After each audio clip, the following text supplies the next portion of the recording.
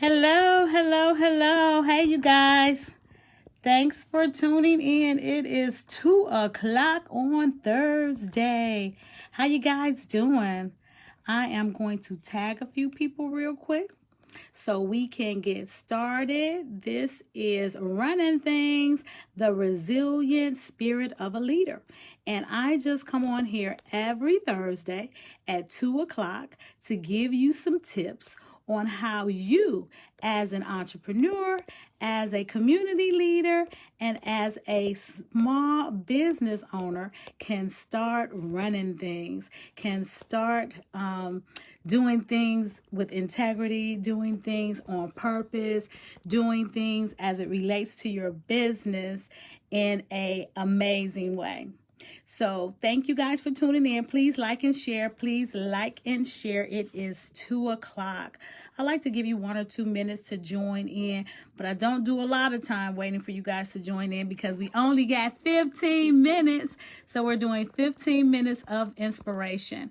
And I am Teresa S. McCurry, the CIO, the Chief Inspirational Officer of Inspire Me Incorporated. And I'm also the Senior Pastor of New Beginnings Ministries. And today I am talking to you guys out of my new book. Well, it's not really new. It came out in March of this year, so it's still new. So out of my new book, Running Things, the resilient spirit of a leader. Let me get a copy of the book. Do I have one up here? No, I do not. I'm in my office today. So I was getting some paperwork done and I said, oh man, it's 2 o'clock. 2 o'clock happens very fast. And it's like, you just got to stop what you're doing and jump on. So I have made a commitment to the people that purchased my book back in March that every Tuesday, every Thursday at 2 o'clock that I was going to go live and we were going to talk about one of the topics in the book. So today I'm going live and we're talking about cultivating relationships. Hey, Pastor Sherry, thanks for tuning in. I know you got your book, so you can follow along now on your book. I'm not super sure what page we're on, so if you could put that in the chat, I would greatly appreciate it because I don't have a book in front of me right now. But we are on week number 27. And week number 27, the topic is cultivating relationships. And you know what? In ministry, in business, and being a community leader, one of the main things that you need to do to be successful is to cultivate relationships.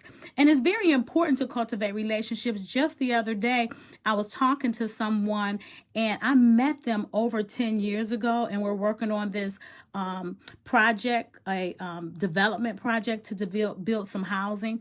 And they do that. They help fund development like that. And I'm like, wow, God is so amazing. That relationship I forced over 10 years ago, now it is coming to fruition. Hey, Sharice, thanks for joining. Today we're talking about cultivating relationships. And I'm just going to give you guys some tips for this next 15 minutes about cultivating relationships. So I'm sure you all have various relationships in your life. Thanks for tuning in, Annette.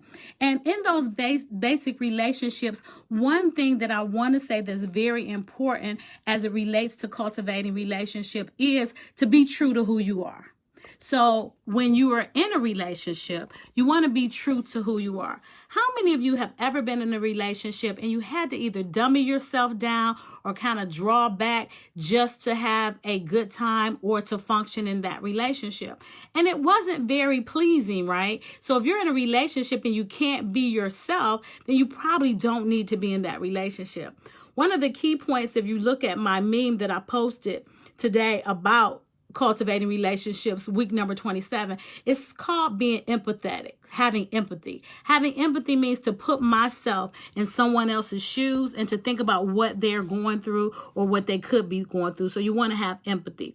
But the main thing is to stay true to who you are. So stay true to who you are. Don't try to change. Of course, you want to come around people that's the Bible says iron sharpen iron to make you stronger, to make you better, but not to change you. So you can't change somebody from who they are. You do want to enhance them. You want to help to cultivate them. You want to help develop them, to help empower them, but not to change them. So the one thing that you want to do is be true to who you are. The second thing you want to do is be open and honest about what you like, what you don't like, where you want to go, where you don't want to go.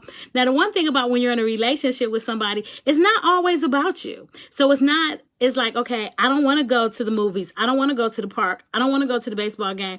Sometimes you go because you're in a relationship with someone and you love them just that much that they want to go and you want to spend time with them. So there's a lot of things that my husband does with me that he doesn't want to do, but he goes because he loves me.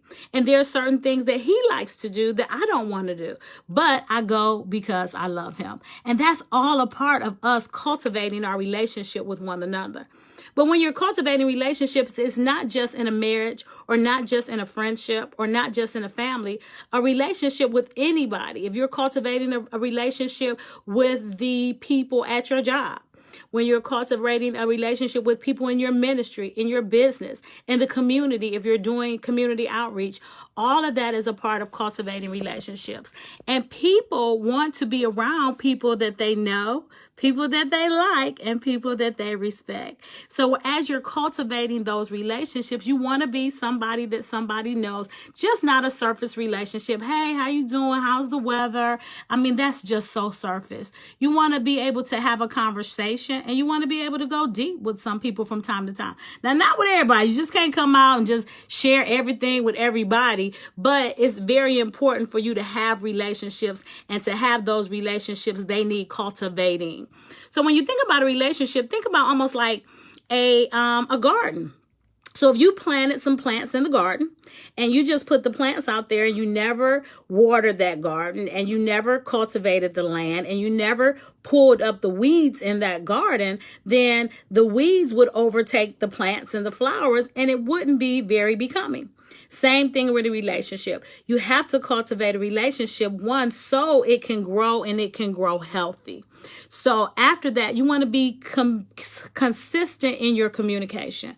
So I have some friends that I've had for over 40 years, and we may talk 2-3 times a year. But whenever we do talk, we just picked up where we left off. We enjoy each other's conversation. And when we get together, we always have a good time. So in cultivating a relationship, what you don't need are the relationships that needs a lot of mining. You know, I remember, well, for you all that don't know, I grew up with all brothers. So I'm the only girl. And being the only girl, you just don't get involved in ratty, catty stuff. And being the only girl, guys vibe very differently than girls vibe, right? So guys really don't care if you said hi to them. Guys really don't care if you picked them for the team or not. So girls have all these different dynamics to their relationships that guys just don't have. So in saying that, when you're cultivating a relationship, I shouldn't have to feel pressured to call you every day.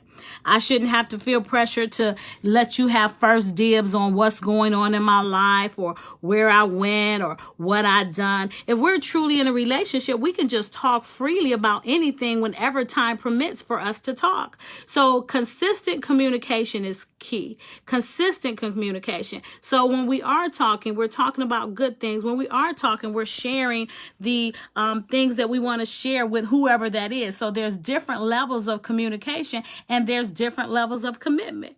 So if you're my girlfriend from back 40 years ago, we're going to talk about some of the things that happened when we were younger. We're going to talk about how we're moving now. We're talking about how God has changed us and delivered us and set us free from some of the actions and activities that we used to be in when we were younger. So our relationships are a little different. So if I'm having communication with somebody that's a board member, we're going to have a different communication, because that's a relationship that I'm just now cultivating. That's a relationship where we're just now getting to know each other, right?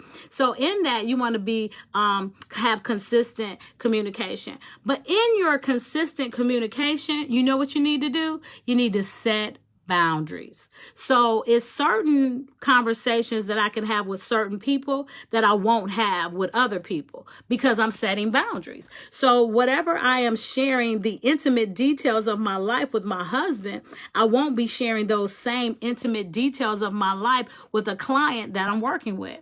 And furthermore, I won't be sharing those same intimate details of my life with a stranger. So you have to set boundaries when you are cultivating relationships. And in setting those boundaries, you let people know how you want to be treated, and in turn, how they want to be treated as well. And there's an old saying, treat people the way that you want to be treated. So if you want to be treated with love and kindness and dignity and respect, other people want to be treated that same way. We all want to be respected. What Aretha Franklin saying in her song, RESPECT. Find out what it means to me. We need to find out what respect means to others that we're communicating with, because we want to respect them just like we want them to respect us.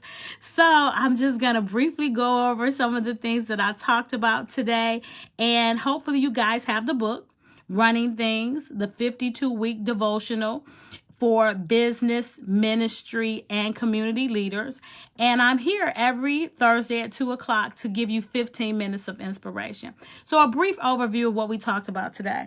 The topic for today is cultivating relationships. And we said the main thing to cultivate a relationship is to be empathetic, to show empathy, to be empathetic towards that other person. And what does that mean? What does it mean to be empathetic?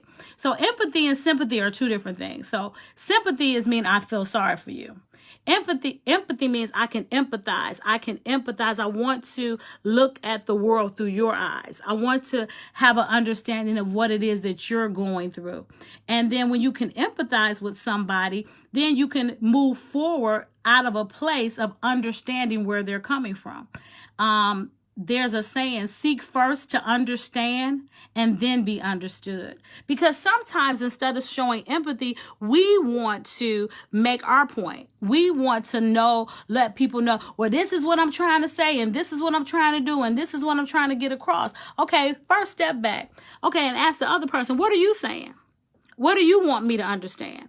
What is it that you're going through? And then that's empathizing. Empathizing is to put yourself in the other person's shoes. That's the easiest way to do it, the best that you can. So in cultivating a relationship, you want to empathize with others. An example of that, if I'm dealing with a single mom and she has 3 kids and she has to get those kids off to school, and I have a meeting to be at and she's supposed to be at that meeting and she's 15 minutes late and I was there 30 minutes early, I have to empathize with her. When I get dressed and when I eat my breakfast, my whole family full. You know, my husband, he gonna take care of himself. He gonna eat what he need to eat. But I don't have to get 3 kids ready. I don't have to fight with traffic. I don't have to fight with getting them ready for school. So that is showing empathy for that person and saying, okay, I understand why you're 15 minutes late, instead of fussing about that person being 15 minutes late. Am I making sense? The next point that I said was be true to you. Be true to who you are. So when you're being true to who you are, if something doesn't work for you, it just don't work for you.